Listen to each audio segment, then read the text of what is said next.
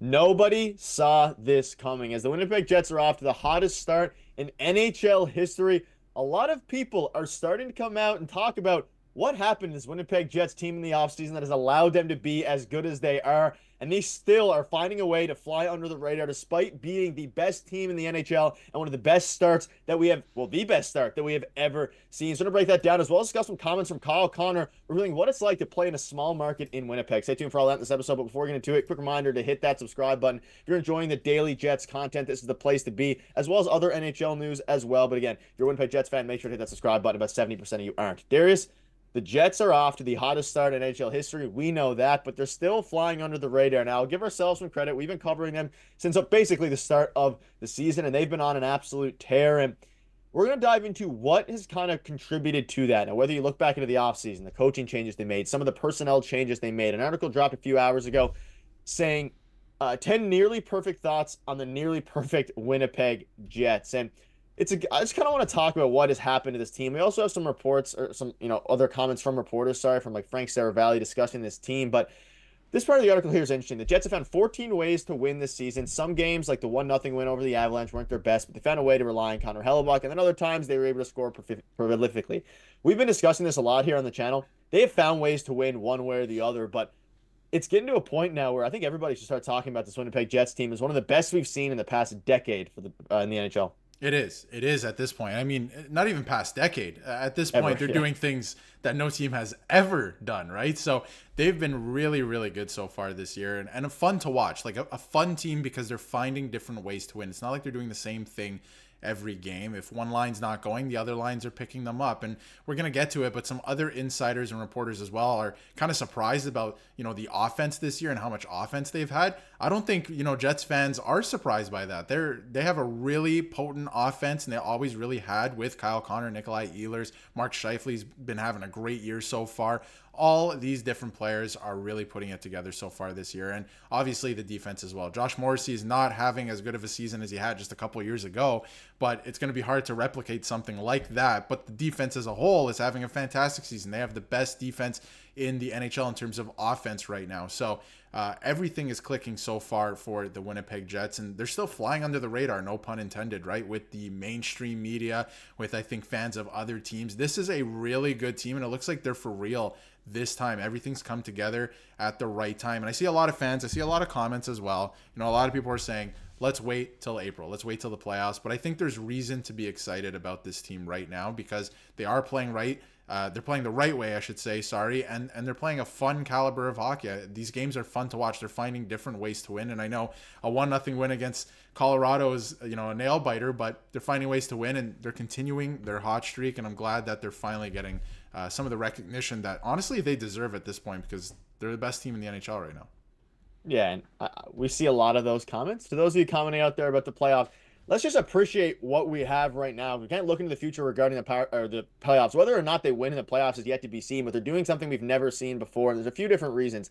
And I was going to bring it up. I'm glad you did. The big difference, if you watch this team last year and even since the core started with, the Hellebuck Scheifele era, the big difference this specific season is their special teams, and it is their power play. It is their penalty kill. Their power play has been some of the best in the NHL at 41.9%. Their PK has been some of the best in the NHL as well, and they've had guys on their fourth line step up. And I think if you're a fan of another team and you come in and you talk to a Jets fan, you talk to the Jets audience and you say, what's the difference between this season and prior years? I think there's kind of three key things, and I just mentioned them. It's the coaching staff changed to a degree with Scott Arniel, which kind of lends credits to it is the power play, it is the penalty kill, and really it's Neil Pionk, who has taken a huge step forward this season because without Neil Pionk playing this way, you mentioned Josh Morrissey.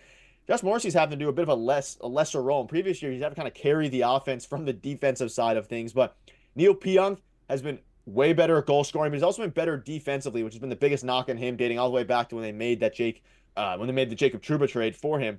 But it is the penalty kill and the power play, and that is what has allowed them to win games that sometimes they maybe didn't deserve to win, or at least in previous years wouldn't have won. It is simply the power play, the penalty kill. Because we know, like you mentioned, they've had this core for a while, and they've been doing this for a very long time, despite the mainstream media not talking about them as much. They're doing the same thing, but you've had the power play and the penalty kill become elite alongside a couple other guys stepping up, like Neil Pionk most specifically, but also Dylan Sandberg, Colin Miller, all these guys. So if you ask the Winnipeg Jets what's changed, those are the things I've noticed. Those are the three keys. Yeah, I think the special teams have been fantastic, and I'm glad you brought up Dylan Sandberg. I was about to bring him up as well.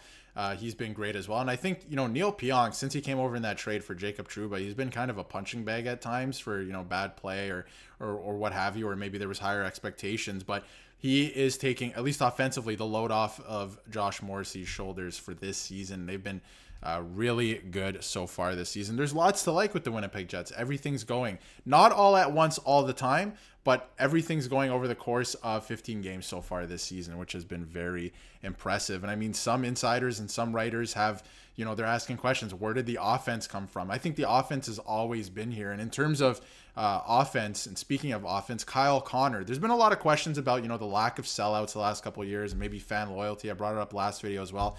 But Kyle Connor had some interesting comments, and I want your take on this too, Nick, because, he is playing in Winnipeg is a smaller market, but it seems like he loves it there. He is an elite player in the league, elite offensively, and you know what? I think that Winnipeg Jets fans and all of this, they get a bad rep for this because it's a smaller market team, but they're very loyal, and they support their team.